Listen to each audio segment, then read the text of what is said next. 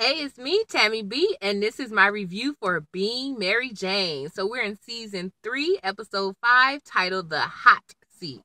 All right, so the episode starts off with Mary Jane in Greg's office, you guys. She's pacing back and forth, trying to get him to get her back on the show. And he not having it. He like, immigration talk is coming up. We have a Latina on the set. So I think she should continue it.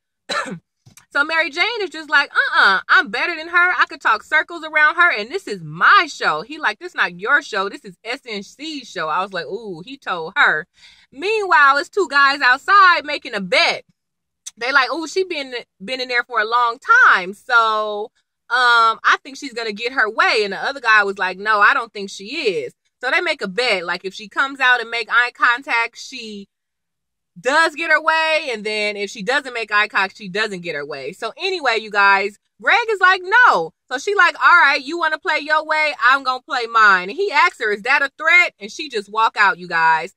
So she walks right on past them. So we see that she didn't get her way, right? So then, guess who she calls, y'all? Jesse Jackson. I was like, you better go ahead and call Jesse. So Mary Jane passing this off as a race issue, like, oh, I'm black, so they won't put me back on the air. So she calls the Rainbow Coalition. She get the Rainbow Coalition to come down there with her to the job, and they trying to pressure Greg to give her the job back. And at first, he seemed like he under pressure, but then he kind of stands up and was like, look, you know, we down for minorities, yada, yada, yada, but don't be blackmailing me or whatever. So the guy was like, okay, can you get her on the air in 3 to 6 weeks? And Greg is like, oh, I could do that. Mary Jane goes like, like she wasn't looking for no 3 to 6 weeks. She probably was looking like more than 3 to 6 hours.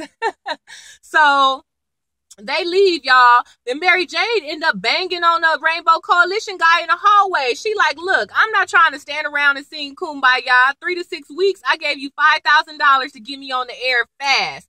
And he was like, oh, I didn't know you made your donation based off if we was going to do exactly what you said. I'm just doing my job, and this stuff takes time. And she was like, whatever, I'm going to do it on my own, y'all. And I wasn't really hear how she banged on him. I was like, you did call them for help, you know, and you guys should have ironed it out maybe more. But I think she probably did say what she wanted to say to him, but he probably just did it his own way. And that's understandable. And I could see why she's upset a little bit, but I just didn't like how she banged on the guy like that. And not only that, y'all, she go back home. Guess what she would do? Reverse her $5,000. I was like, oh, you shady, Mary Jane. Like, even if they didn't get you to do what you wanted, you could have at least let them keep the money. Like, donate for a good cause just because it's a good cause, right? And but then again, maybe she don't got $5,000. Remember, she had to go borrow some money to give Cece some $5,000. So I was like, I guess maybe she just don't have it or whatever. But I'm glad her friend Mark banged on her, was like, you wrong for taking your money back. They need our donations to keep on going. But whatever, she wasn't trying to hear it. So while Mary Jane and the Rainbow Coalition guy is walking out, the news is there. And they was like, oh, why are they here? What's going on? So she told the news, oh, I'm going to be back on the air on Monday, y'all. So she took matters into her own hand.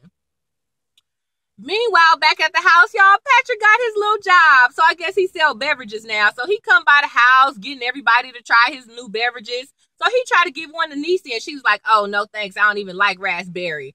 And she say something else smart and try to walk away. I rewound what she said 3 times, but I couldn't catch it. So do y'all know what she said? But anyway, Patrick wasn't having it. He ran behind her and was like, look, you getting too grown. You getting too smart. You need to fall back with all that sass. And she gonna say, oh, you gotta earn respect to get respect. I'm like, Niecy, will you fall back? Because I understand he was a crackhead back in the day and you a little bit mad. But at the same time, you could have went to a foster home, little girl. You stand with his mama. So technically he is helping you out indirectly. Like, if he wasn't your daddy, that wouldn't be your grandma. So you would probably be somewhere else. So yeah, she needed to fall back on that. I mean, I do understand the concept, earn respect to get respect. And I actually do kind of agree with that statement in general. But in this scene, girl, I'm like, no, fall back. And come to find out, after that, she didn't ask the man for a ride to work. I was like, where you earning your respect at? So Patrick is late for work. I don't know if it's because he took the beverage to the house, and I thought he was doing that, like he had time to do that. Patrick, don't be on the job the first week going go and making your own stops. I was like, ain't that the hood in you? Get a new job, got a little company car. Well, I guess he's using his mama car. But first week on the job, you rolling around the hood doing stuff. I was like, yeah, Patrick, you better not blow it on that job. But hey, he was probably also late because he gave Niecy a ride to work. So I'm like, he getting in trouble for you? You're living in his mama's house, Niecy? All right. So Mary Jane gets her job back, y'all. Greg called her in there, and even though she called Greg a fat ass on the speakerphone. And speaking of that, so Kara, her homegirl, gonna call Mary Jane on speakerphone with Greg, like, oh, Greg wants to see you. And Mary Jane was like, oh, I don't want to talk to his fat ass. He was right there. And he was like, my fat ass want to see you in the office right now. I'm like, Kara, come on, girl. You know the homegirl code. When you call somebody on speakerphone, you instantly supposed to say, like, hey, Mary Jane, you're on speakerphone with Greg. He wants to see you. I'm like, Kara could have played that better, but hey, Mary Jane, you know, she needs to calm down on popping off too. So, hey. So Greg tell her, look, I'm not a racist and I'm just trying to do my job. You late all the time. You sassy all the time. You don't do what we want to say do. But all right, go ahead. You back on the air on Monday. So Mary Jane is happy about it, y'all. She run to the hair salon and get her Tuka Play That Game hairstyle. I was like, you better go ahead and bring your little Yorkie hairstyle back. So she goes to the bar with Mark to celebrate. And they having a good time talking and twiddling. And she asks Mark, like, oh, my cuddy buddy been in my corner. Maybe I should make him my boo. And Mark tell her, like, no, you don't need to make him your boo. Stop forcing things. Let your man find you. Do you, get your life together, get back on track with the job, travel, read, and let your man find you. I was like, go ahead, Mark. That's some good advice, y'all. Women, we got to get ourselves together, and I can understand actively dating, but don't force a situation. Even though Cuddy Buddy do seem like a good candidate, but like Mark said, if he was your boo, you would have been broke up not by now, just like with all your other boos. I was like, that's your good friend who can read you the truth. So guess who Niecy mama, y'all? Jill Scott. Jill Scott come twiddling. She ain't been here in a long time. Her name is Jackie on the show. So Jackie is who we think is Nicki Minaj hairstylist. So she come visit Niecy. She bring gifts. Y'all know parents who don't come around a lot be always trying to bring some gifts. And I was just a bit confused because I thought she was on drugs or something. That's why she ain't been around, or maybe in the service or something. That's why she ain't been around. But what? You just do hair? I mean, not doing hair is great. Like, you could become a millionaire doing that. But I'm just saying, like, you couldn't come visit your kid when the tour is off or the tour don't come in Atlanta, like where you could have stopped by. So I thought she would have had a different career or something else was going on. But whatever. Jackie be doing hair all across the world, so she ain't got time to come see Niecy. But now she coming to see Niecy. So they having a good old time, y'all.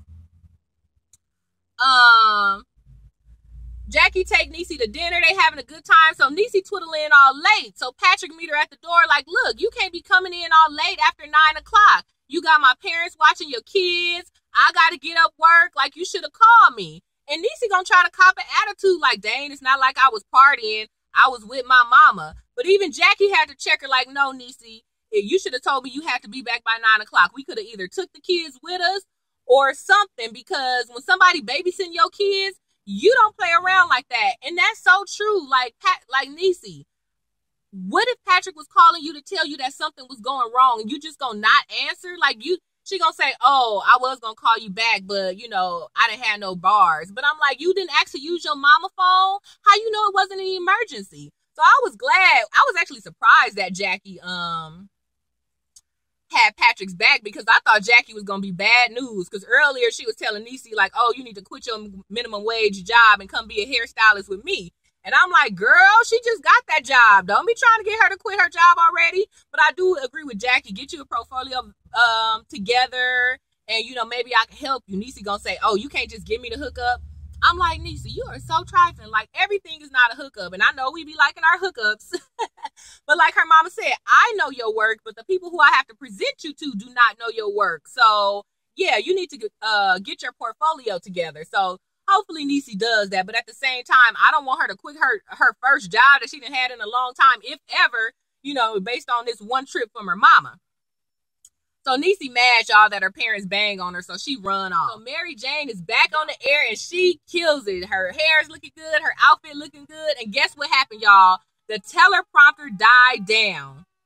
And I'm just like, oh my gosh, like, right? And she kind of like that too, but guess what? She was in the hot seat, y'all. Um, so that's why the episode is titled Hot Seat, because she got in the hot seat. Everybody thought she was about to buckle under pressure, but she know what to say, when to say it, and how to say it. So she carried the end of that segment without stumbling or fumbling the whole time. So now we gotta wonder what happened with the teleprompter. Was it just a regular technical glitch, or did Greg set her up, y'all? And before Mary Jane even said it, that was the first thing I said. When the teleprompter went off, I was like, oh my God, he set her up. That's the first thing I said. So Mary Jane asked Cara, like, hey, what you think? And she was like, I don't know. I really don't think he did it. But even if he did, it didn't work because you killed it.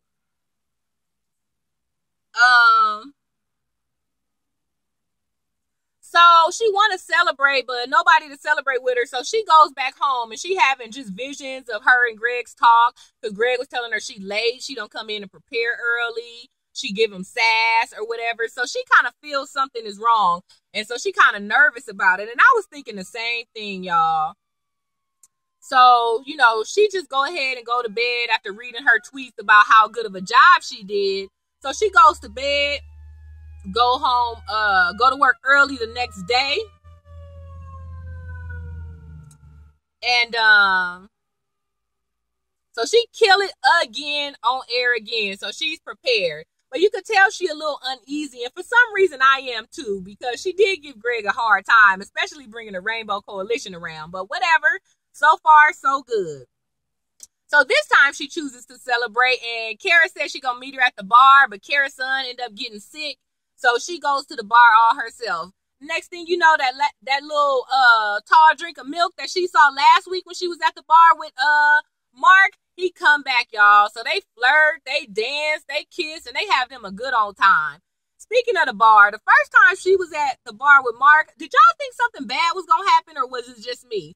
I thought that because she had just got her new job back. She went to the bar with Mark, and she was drinking, y'all. She was throwing back shots. So I thought she was either going to get a DUI for real, or I thought she was going to get so drunk that she like passed out and was late, or real late, to like her first day back to work. So I thought something bad was going to happen that first night at the bar, but I guess not. So, like I said, you know, she had a good time at the bar, and now she got her little vanilla Milky Way boo. So she goes back to work the next day, and she's talking to Mark about it. Like, guess who kissed their first white boy? So Marcus kind of applauded her just for living in the moment, just having a good time, and not overthinking stuff and overanalyzing stuff. She made this one funny comment. She was like, yeah, I kissed my first white boy, but I kind of felt like I let the ancestors down. I was rolling, y'all. That was funny. Hopefully that wasn't offensive to people, but you got to kind of understand it. Like, I'm pro date who you want to date, whatever race or whatever they are, but I know for like pro-black people, or people who are supposed to be the face of a black cause, like sometimes you get, get like kind of ragged on when you date a white person when you're supposed to be so pro-black. So that was kind of funny, you guys. So Kara come in, and they laughing and keying, and she thinking like, oh, are you guys celebrating the numbers? And they were like, no, what are the numbers? So they came in last. So Mary Jane was like, what? We came in last. And Kara was like, we always come in last. But at least now with you back on air, you made your mark, or you're back where you used to be. It's not like you came back and you went under. But Mary Jane pissed about it. So she go to her office and sulk. But Kara would go in there and give her a pep talk. She like, accept the fact that you won. You got your job back. When you was in the hot seat, you did a good job. The numbers came in. You're right where they are. But, you know, I could tell she uneasy, thinking something is not right. And I think so as well. So she smiles and kind of proceeds with life. But you could tell, like, she like, okay, something got to give, you know. All right, you guys. So that was pretty much the end of the episode. After Kara's little pep talk, she does decide to kind of be happy about it. So guess what she do, y'all? She go home, and in Cuddy Buddy fashion, she have her a cigar and some wine. You remember Cuddy Buddy told her that, like, when you're dealing with life stresses, his grandpa or uncle or whoever used to always celebrate each night with a cigar and some whiskey. She had wine instead, but hey, you know, to each his own.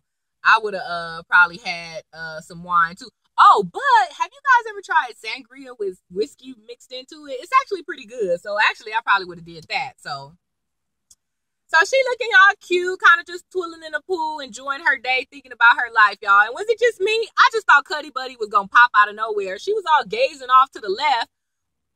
So I'm thinking, or maybe to the right. I was thinking Cuddy Buddy was gonna come up, or I was kind of like low key fantasizing that maybe he was gonna be like naked in the pool and like swim up to her or something like that. Was that just me? But anyway, you guys, so that was the episode. That was Being Mary Jane, season 3, episode 5, titled The Hot Seat. All right, you guys, you know what's up. Give me the thumbs up on this video. Go ahead and check me out on Twitter at TammyB_. All right, see you in the next review. Bye.